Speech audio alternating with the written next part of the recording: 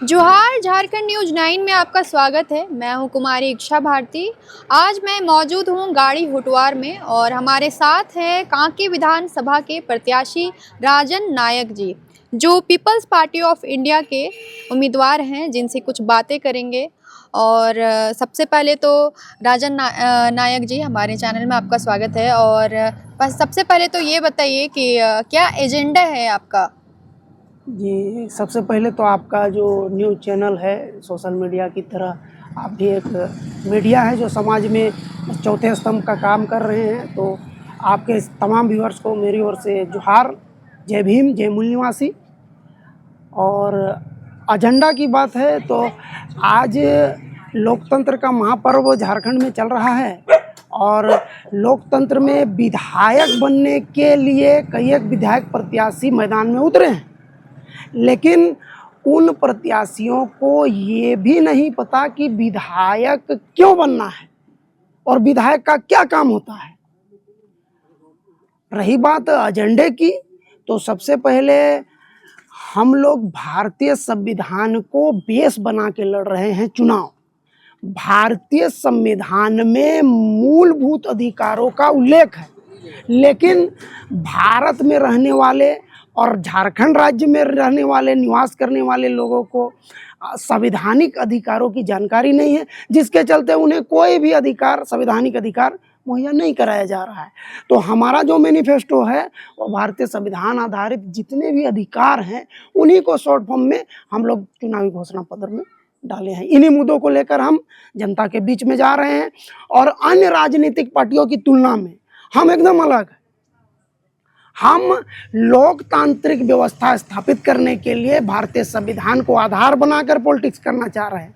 और जो वर्तमान में राजनीति चल रही है वो राजनीति संविधान को दिखाकर, उल्लू बनाकर अपना राजनीति कर रही है और स्वार्थ सिद्धि करने का काम कर रही है। अगर यदि आप जीतते हैं तो फिर जीतने के बाद क्या क्या कार्य करेंगे?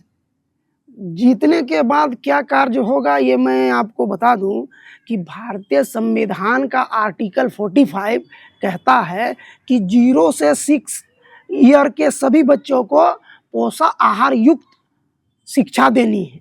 और आर्टिकल 21 का कहता है कि 6 से लेकर 14 साल के सभी बच्चों को फ्री, कंपलसरी और क्वालिटी एजुकेशन देना है। अगर ये भारतीय संविधान दो आर्टिकल को अमली जमा पहना दिया जाता तो भारत की धरती पर आज कोई भी निरक्षर और अनपढ़ और कम पढ़ा लिखा नहीं होता।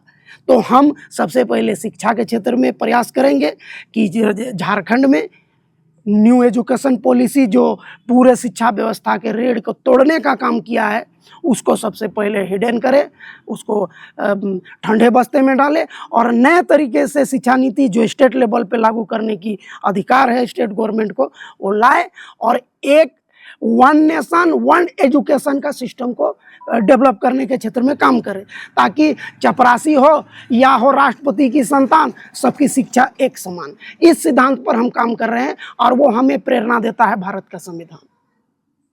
राजनीति क्षेत्र में आने की प्रेरणा कहाँ से मिली आपको? जी, हम छत्रपति शिवाजी महाराज, महात्मा फूले, पेरियार ललई सिंह यादव, इन तमाम महापुरुषों के जीवनी को पढ़ने का काम किए। और वर्तमान में जो झारखंड में शेख भिखारी, तिलका मांझी, चांद भैरव, बुद्धू भगत, झालो फ्यूलो जैसे वीर वीरांगनाएं इस झारखंड को बनाने में, इसे निर्माण करने में अपने प्राणों की आहुति दे दी, उनको जीवनियों को पढ़े। और पढ़ने के बाद ये महसूस हुआ कि पॉलिटिक्स में पढ़ा लिखा लोग आता नहीं है और कहता है कि राजनीति गंदा है। तो हम पॉलिटिकल साइंस में एमए करने के बाद ये तय किए कि हम जीवन भर राजनीति करेंगे और समाज के लिए कुछ करने का काम करेंगे।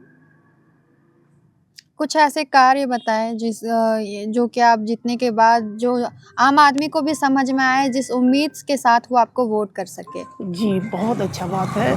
अगर साधारण शब्दों में कहा जाए तो समाज में 3 तरह की समस्याएं, एक है रोजगार, दूसरा है स्वास्थ्य की सुविधा और तीसरा है शिक्षा।